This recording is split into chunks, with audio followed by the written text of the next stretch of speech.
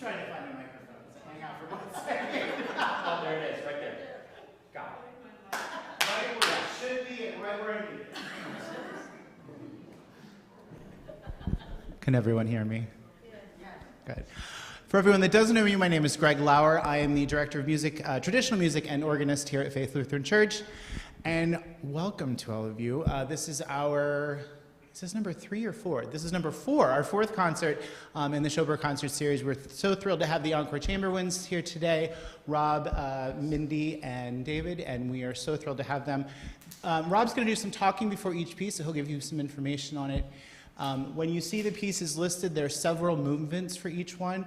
We'll hold our applause until we finish all the movements. And after the second piece, there's an intermission, so you can stand up and stretch your legs a little bit. We will have some cookies and juice out in the social hall, so please feel free to come out afterwards and socialize and meet the musicians for a little bit. I think we're ready to go. All right, enjoy.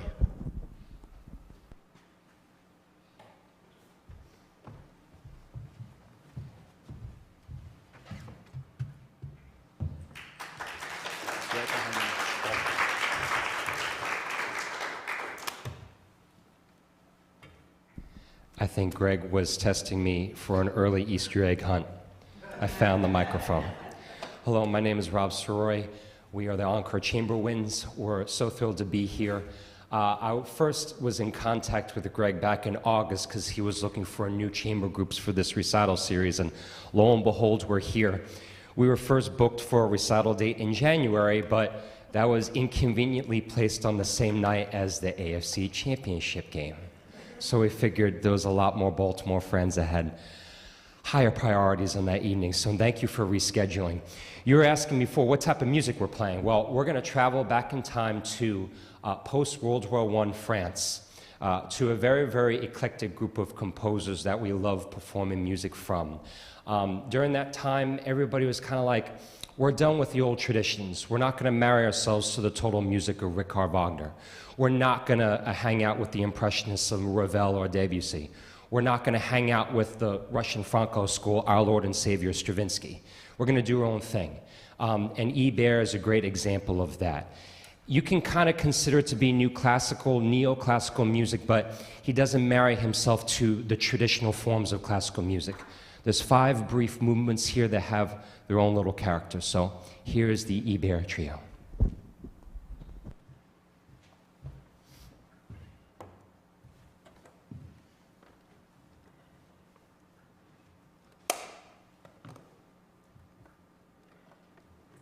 Nope.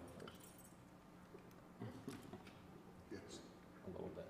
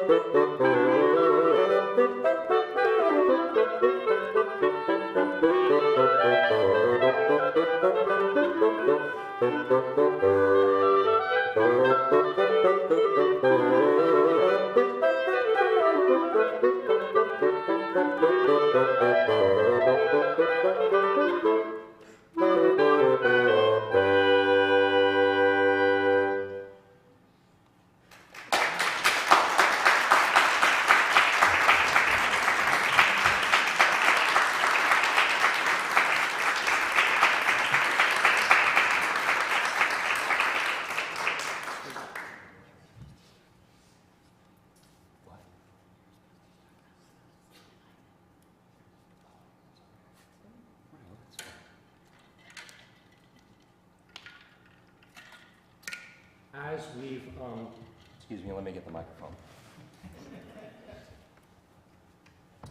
As we have explored this genre of chamber music and had a chance to play around the region, we've been experimenting with different combinations of instruments. And I've actually have possessed a copy of this piece that you're about to hear. Thank you. And David is gracious enough in humoring me to learn this next piece. One of my favorite composers from this era is Francis Poulenc.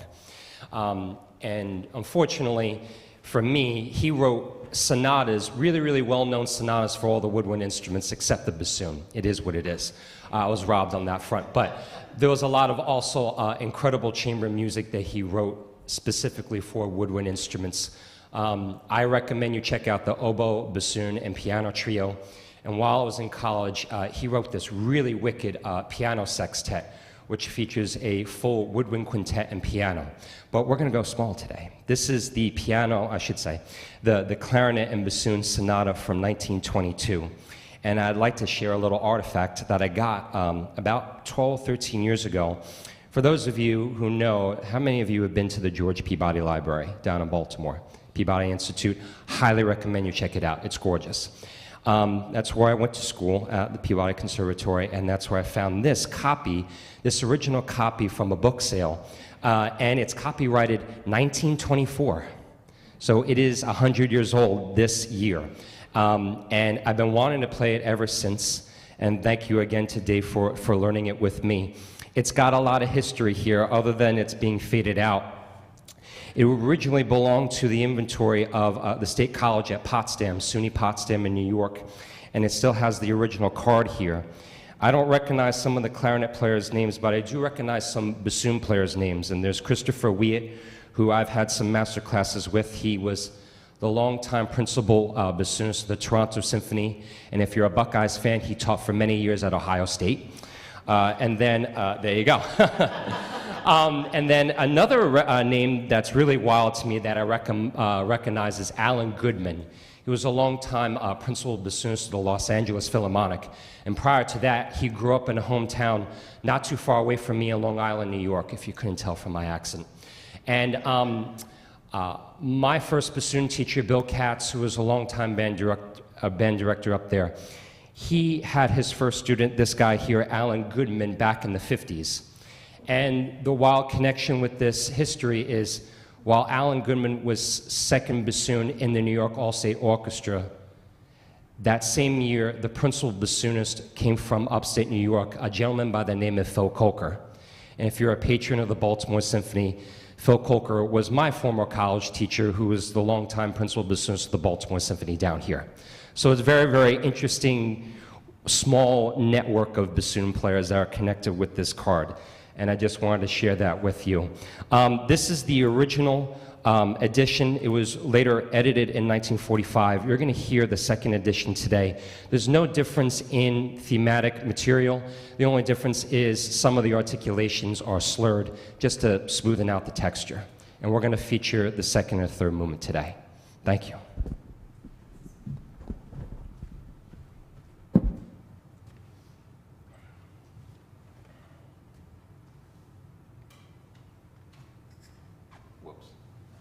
I need my seat strap.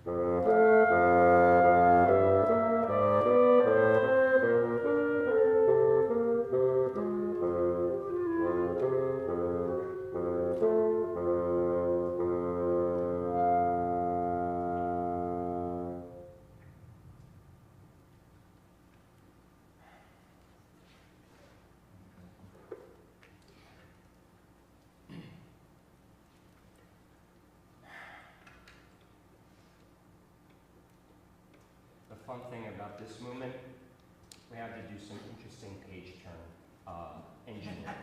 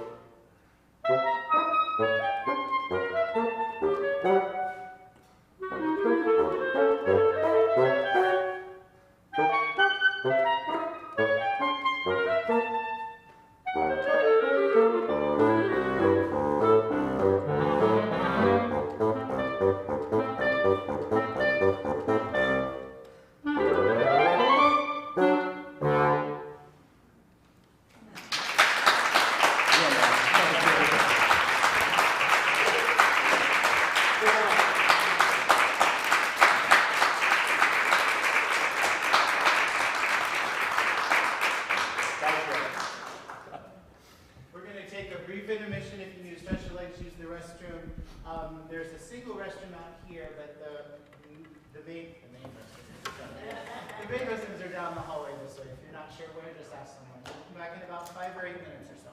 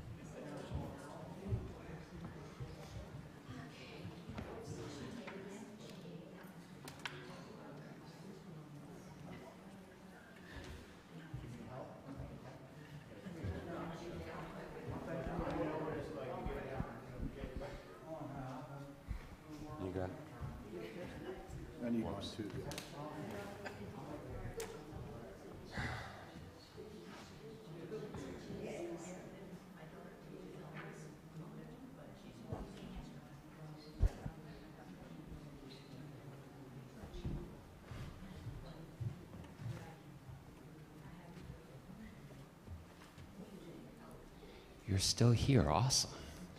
Thanks for sticking around. We got another exclamation point for you. This is not going to be as crazy and ambiguous as the sonata you just heard before. George R.E. was another member of Les Six, like Poulenc, who was that group of composers I was talking to you about before, in between the two world wars. But what's interesting about Ari is that he made most of his money in incidental music, so it had a specific purpose of conveying certain characters. He wrote over 50 movie scores, wrote a whole bunch of music for ballets, and this is kind of like a play on that style of literature.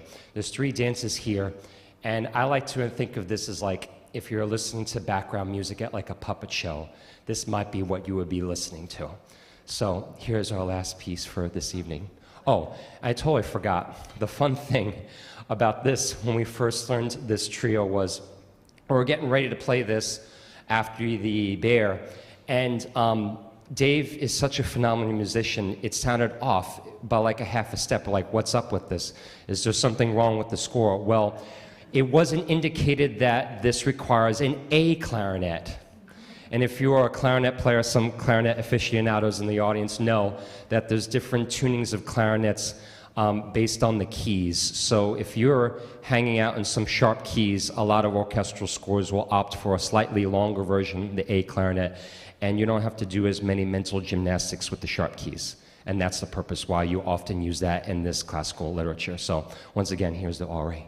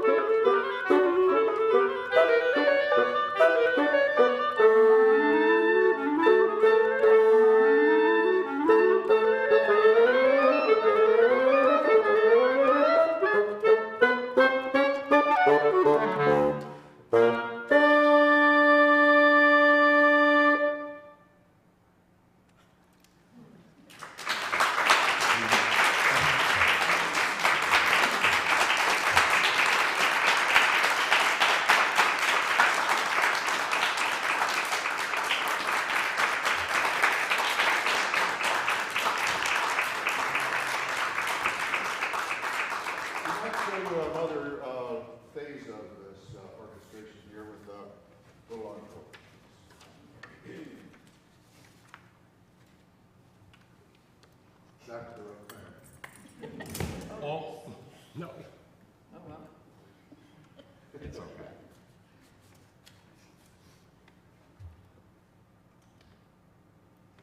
Crisis.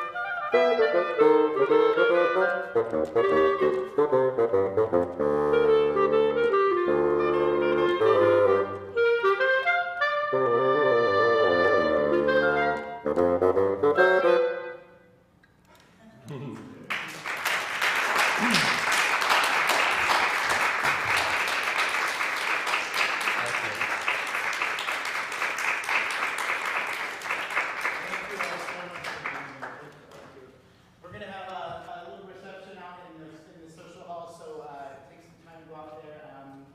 Rob, Mindy, and David will be out there to chat. You know, it occurred to me, and I heard some people chatting during the intermission. Who's been to the symphony or any kind of symphonic concert before? Yeah, it's nice to be able to sit close and actually see what's going on. That being said, there's two instruments up here that you probably haven't seen a ton up close, and they're quite fascinating. So take some time to chat with. Not that the clarinet is not fascinating. The clarinet is fascinating. Yes. There you go. You probably noticed there was a lot of things going on in there's a joke well, not a joke, it's very much a true thing. College never asked an oboe player or a bassoon player to go out on Friday night because they were making reeds. 50% of their time is spent practicing, 50% is spent digging through wood and figuring out what works and all the things. So anyway, have a chat with them. They're pretty awesome. Thank you again, and thank you. Watch Faith Lutheran's Facebook for the upcoming concerts to be announced. We're probably going to take April-ish off, maybe even the end of April, and we'll do something in May and June. So be looking for that. Hoping to get, I think we've got some Maryland opera singers confirmed. And then we'll be doing another double piano recital like we did at Christmas. Matt and I are going to try to do another one kind of early summer. So thank you again. Thank you again. Thank you for the invitation. And enjoy the day. Okay, thank you. Oh my God.